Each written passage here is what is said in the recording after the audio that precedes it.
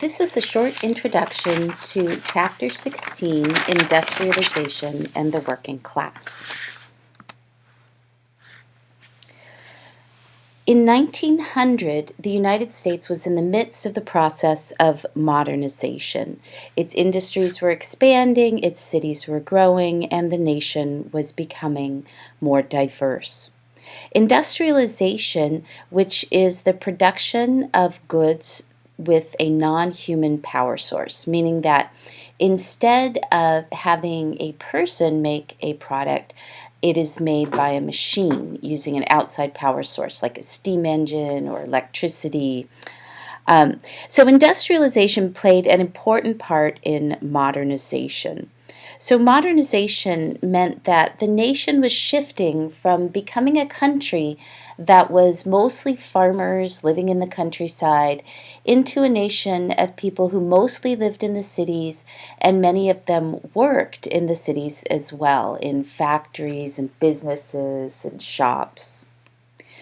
Modernization involved three different processes: industrialization, in which factories were constructed and those factories were in the large cities; urbanization, which is the growth of cities, and the factories encouraged the growth of cities because they were located in the cities, so the businesses that ran the factories were there, and people came there to work in the factories.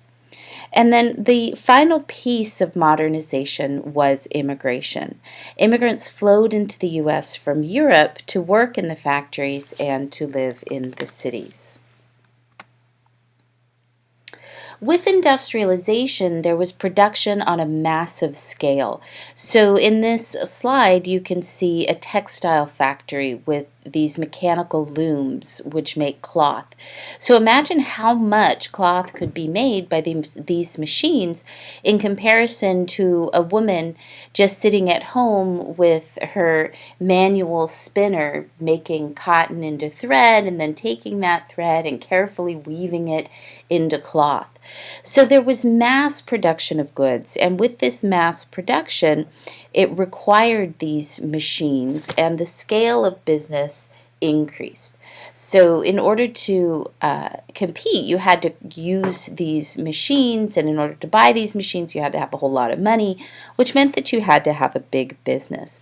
So we have the rise of very large businesses, which are run by entrepreneurs like Rockefeller on the left, Carnegie in the middle, and J.P. Morgan here on the right. And these entrepreneurs create, and there were more of them, of course. These are the three that are commonly talked about and that are discussed in your textbook. The entrepreneurs created huge monopolies and corporations, trusts, and holding companies. The massive economic change that was fueled by industrialization transformed the American class structure.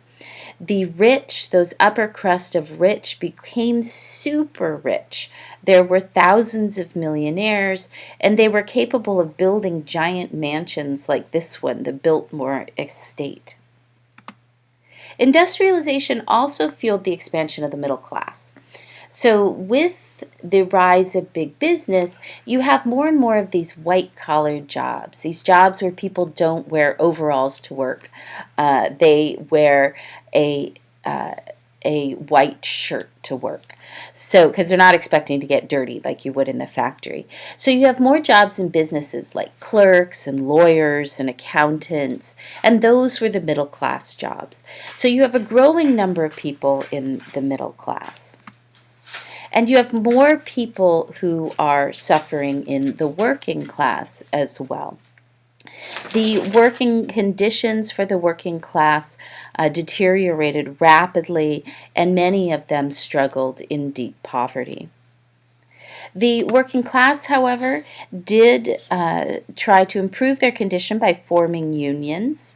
In the late 1800s, tens of thousands of strikes were held. Hundreds of thousands of people went out on strike, and many of these strikes were much more violent than we would expect in a strike today, with people getting killed, machinery getting destroyed, arson, factories, and the military was often called in to end the strike, and the military would come in on behalf of the big business. So although workers began to unionize, they weren't having a whole lot of success quite yet.